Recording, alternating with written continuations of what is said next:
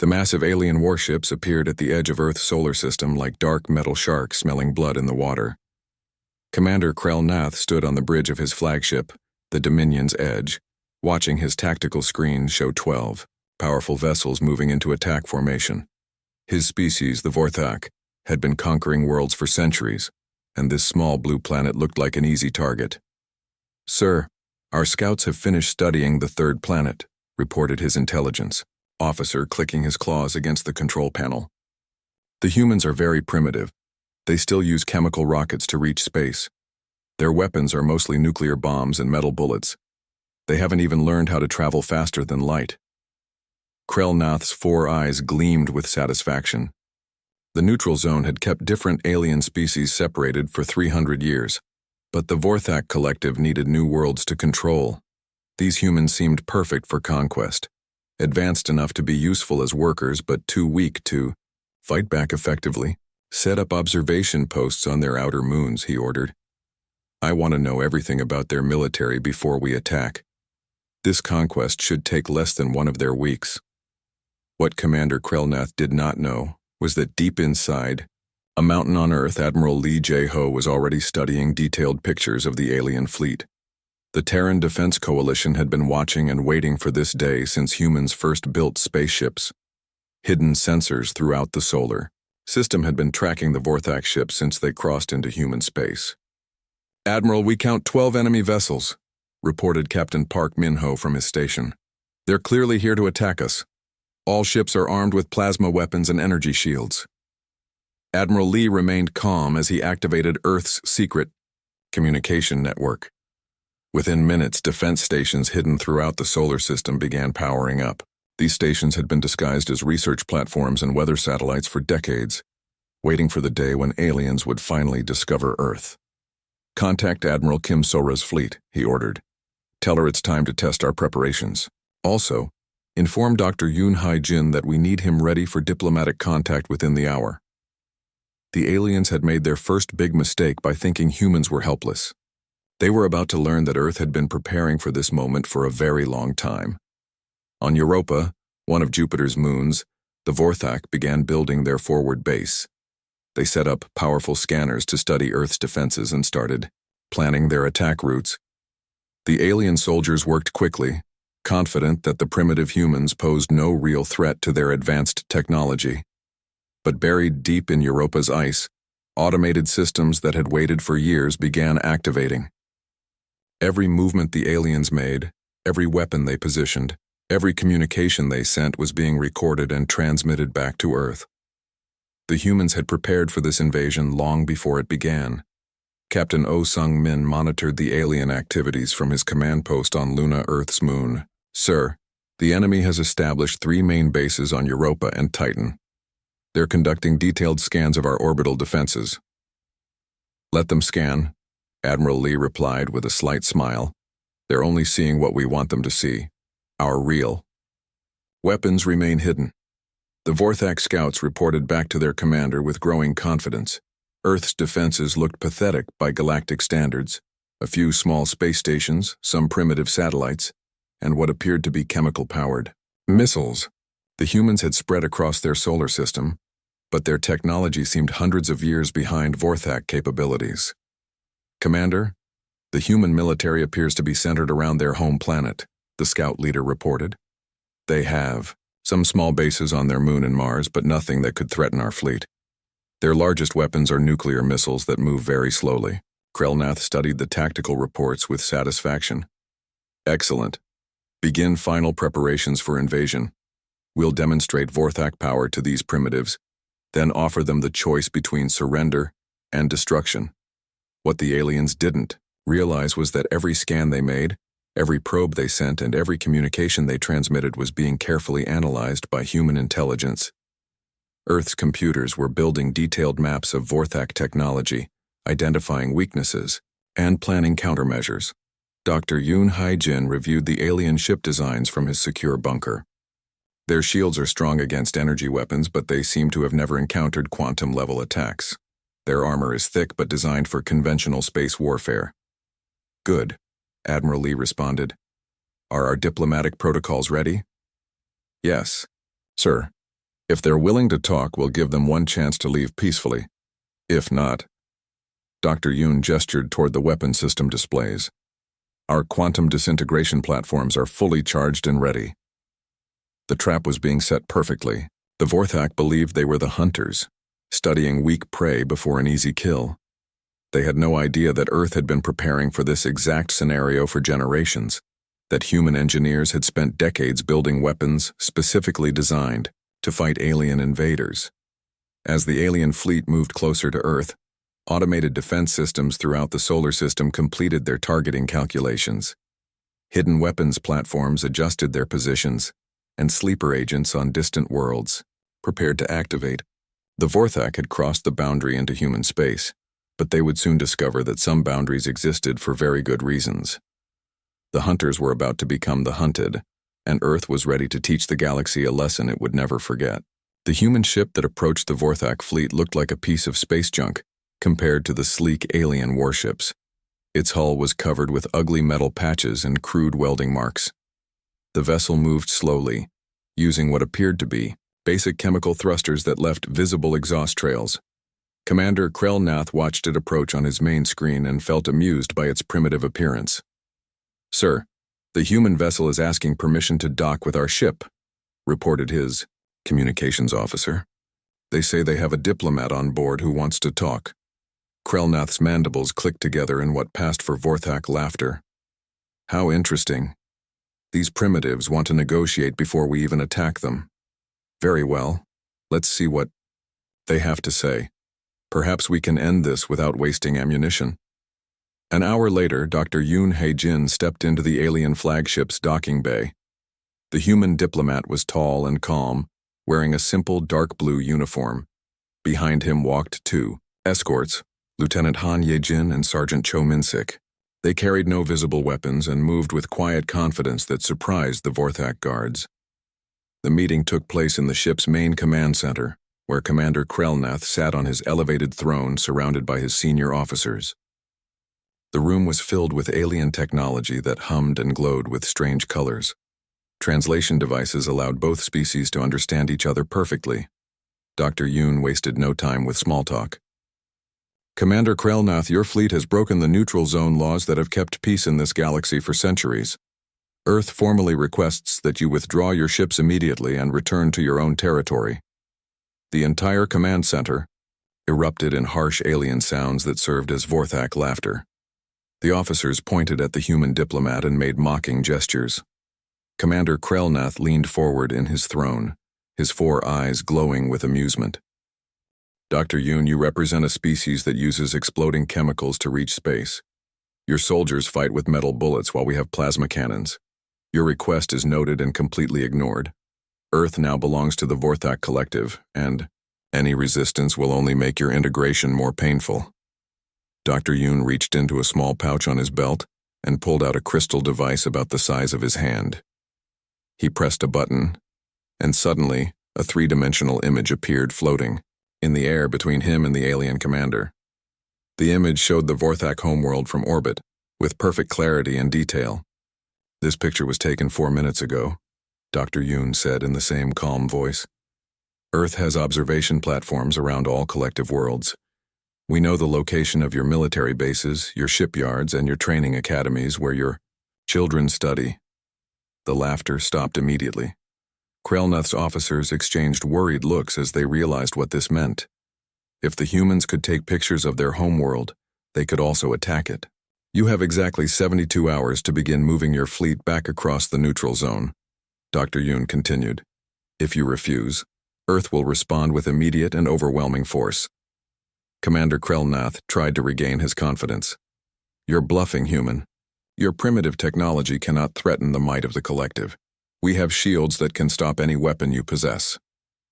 Lieutenant Han Ye-jin stepped forward and activated her own small device. Suddenly, the massive Vorthak flagship began to shake as targeting beams from dozens of hidden sources locked onto its hull. Warning alarms started blaring throughout the ship as the alien computers detected weapon systems they couldn't identify or locate. "Commander," Dr. Yoon said, as the ship continued to vibrate, "the vessel we arrived in is not a diplomatic transport. It's a weapons platform capable of breaking down your flagship at the molecular level. We have 47 more ships exactly like it positioned throughout this system. The targeting beams stopped, and the ship's alarms fell silent. Dr. Yoon and his escorts prepared to leave, but the diplomat turned back for one final comment. Oh, and Commander, those observation platforms around your worlds, they're not just for taking pictures. Each one carries enough firepower to sterilize a planet's surface. We know where your families live, where your leaders meet, and where your fleets are built. Remember that during the next 72 hours. The humans walked calmly back to their ship, leaving behind a command center full of suddenly nervous aliens. Commander Krelnath stared at the empty space where the hologram had been, his confidence badly shaken, but his pride still intact. "Sir, should we prepare for withdrawal?" asked his tactical officer quietly. "No," Krelnath replied after a long pause. "These humans are trying to frighten us with tricks and empty threats. They're primitives who got lucky with some advanced technology. When we attack, their defenses will crumble like paper." As the ugly human ship departed, Krelnath began planning his assault on Earth. He would show these arrogant primitives what happened when they threatened the collective.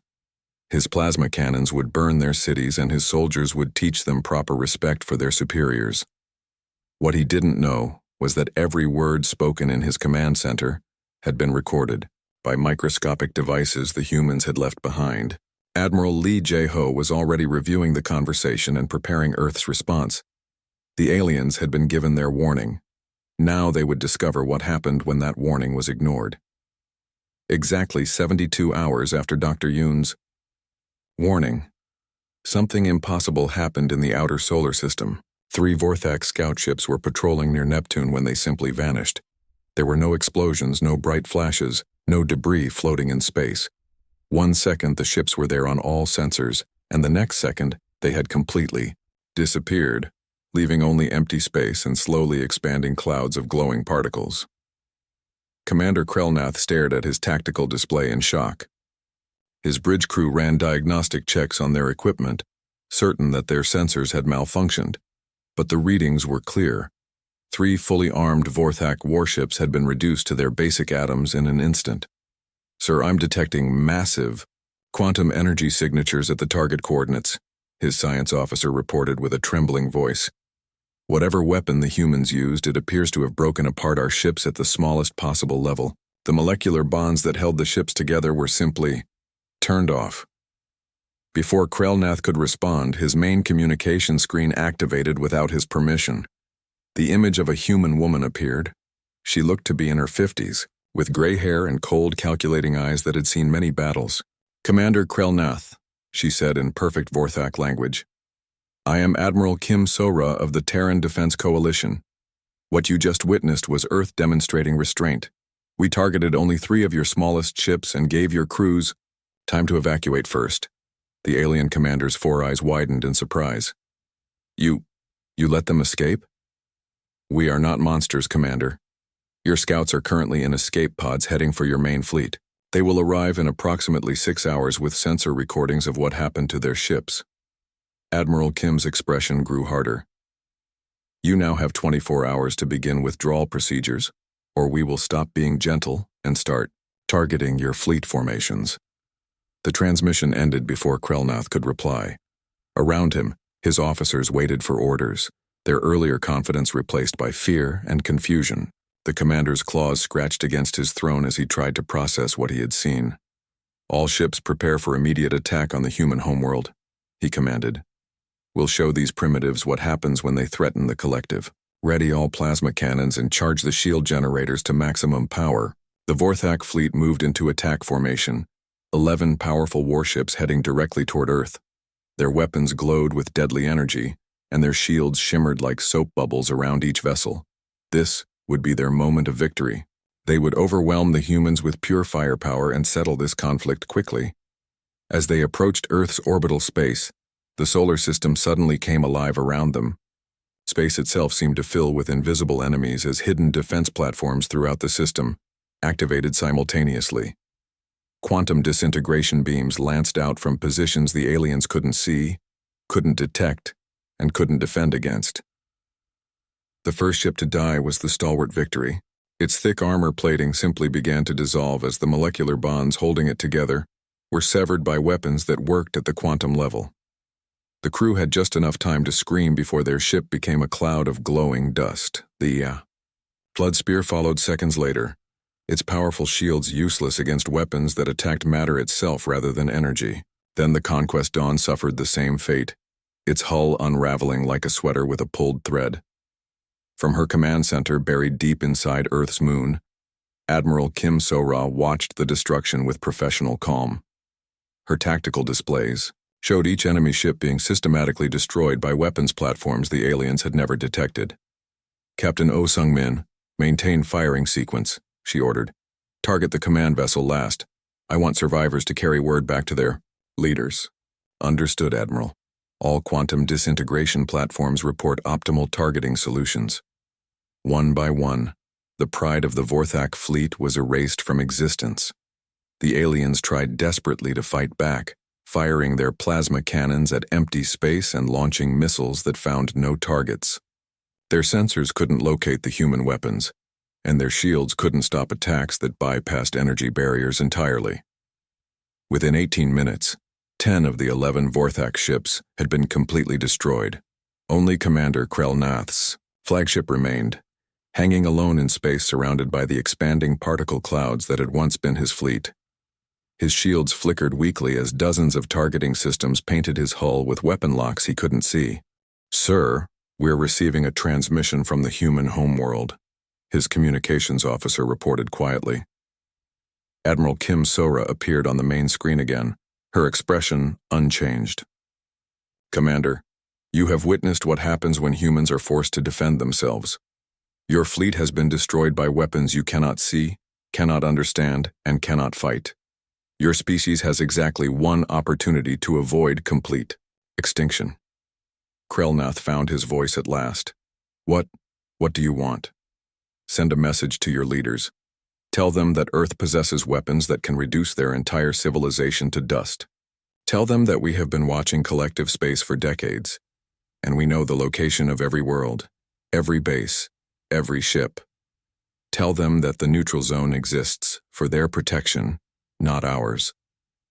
The alien commander's mandibles clicked, rapidly in fear. "And if they don't listen?" Admiral Kim's smile was colder than the vacuum of space. "Then you'll discover why humans prefer to stay isolated from the rest of the galaxy." Commander Krellnath's desperate message reached the Vorthak homeworld within hours, traveling through hyperspace communication relays across half the galaxy. Supreme Commander Veltar received the battle recordings in his war room, surrounded by his most trusted military advisors.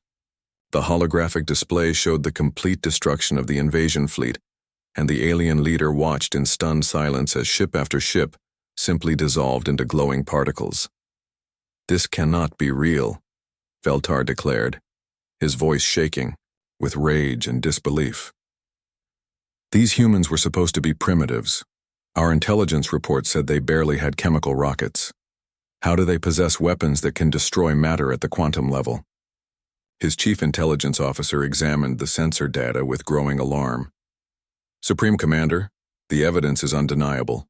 Somehow this species has developed technology far beyond anything in known galactic space.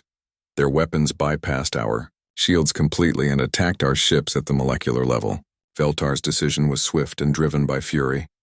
"Mobilize the Grand Fleet immediately. Every available warship, every battle station, every weapon platform we possess. We will bring 1,200 vessels to their pathetic solar system and reduce their world to molten rock. No primitive species will humiliate the collective and survive."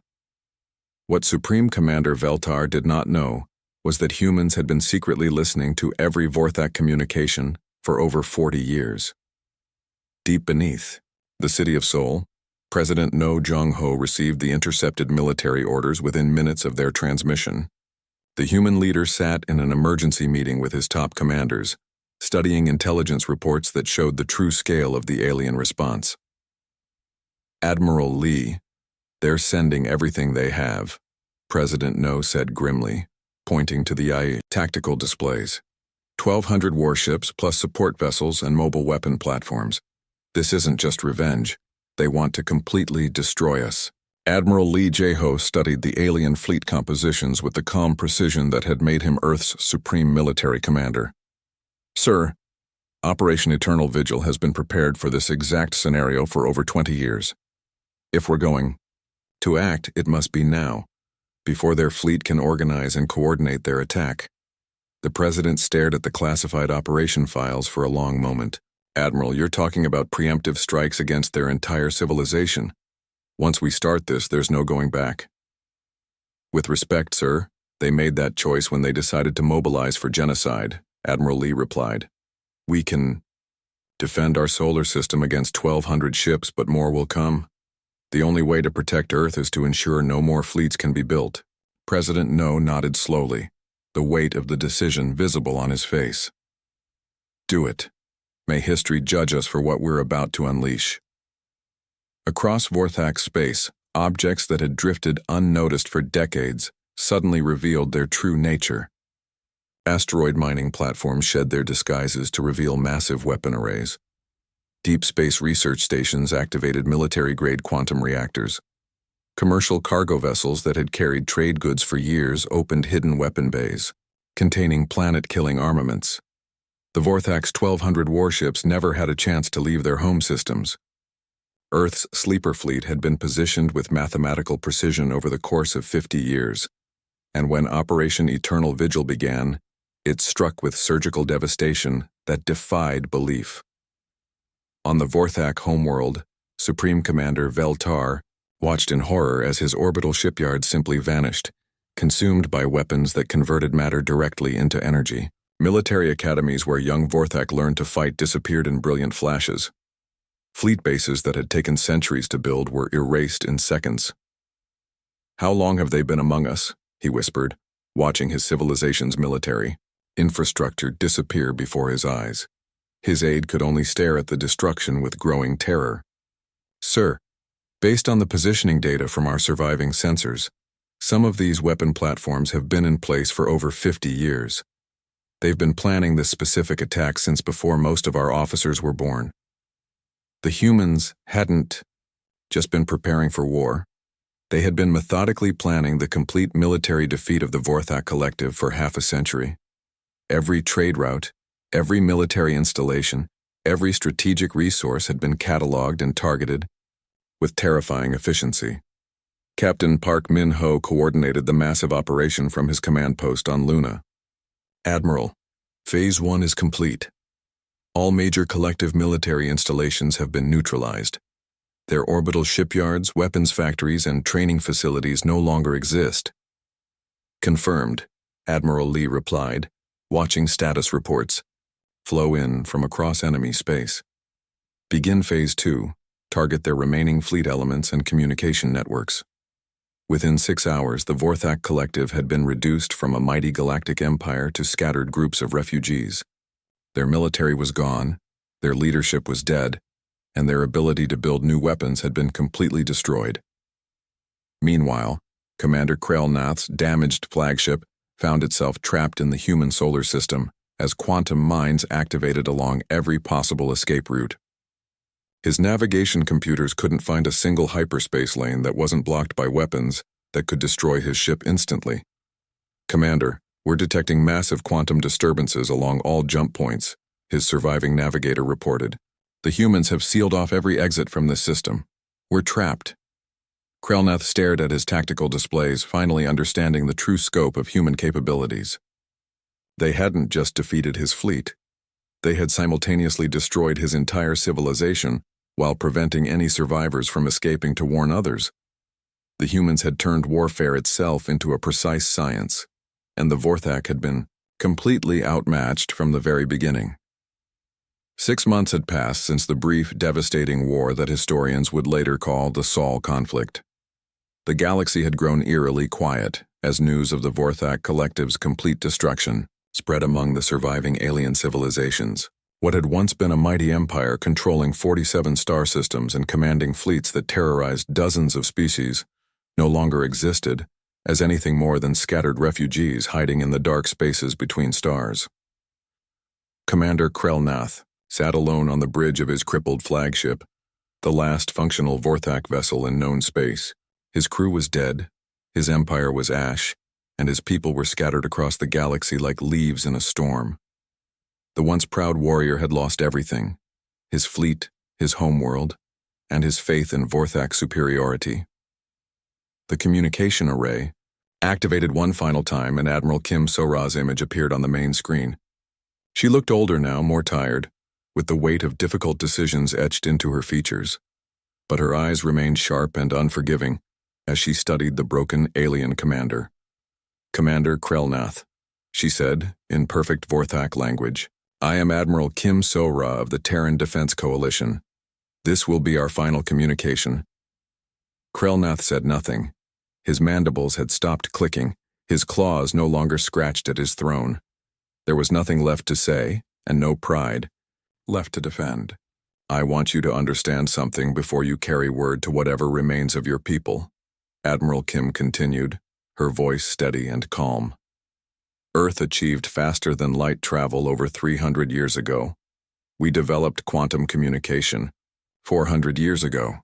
We could have spread across this galaxy long before your species ever left your homeworld." The alien commander's 4 eyes focused on her with confusion. This made no sense. If humans had possessed such advanced technology for so long, why had they remained isolated on their single world? "We chose isolation, Commander. We established the neutral zone not to protect ourselves from alien species, but to protect alien species from us. We studied galactic history carefully. We saw what happened when aggressive civilizations achieved spaceflight: conquest, slavery, genocide. We recognized that pattern and decided the galaxy was safer without our direct participation." Admiral Kim leaned forward slightly, her expression growing colder than the vacuum of space. "Your species chose to cross that boundary. You chose to threaten our world, our cities, our children. You chose to make this a war of extinction, and war is something humans understand better than any species in this galaxy. We don't fight battles. Commander, we solve problems permanently and completely." Krelnath finally found his voice, though it came out as barely more than a whisper. Why are you letting me live? Why not finish what you started?" "Because someone needs to carry the message," Admiral Kim replied without hesitation. "The neutral zone remains in effect. Earth will return to its voluntary isolation, and the galaxy will continue as it did before your people decided to test our resolve. But understand this clearly: we are always watching. We have been watching for centuries, and we will continue to watch." The human admiral paused to consult something beyond the camera's view before continuing.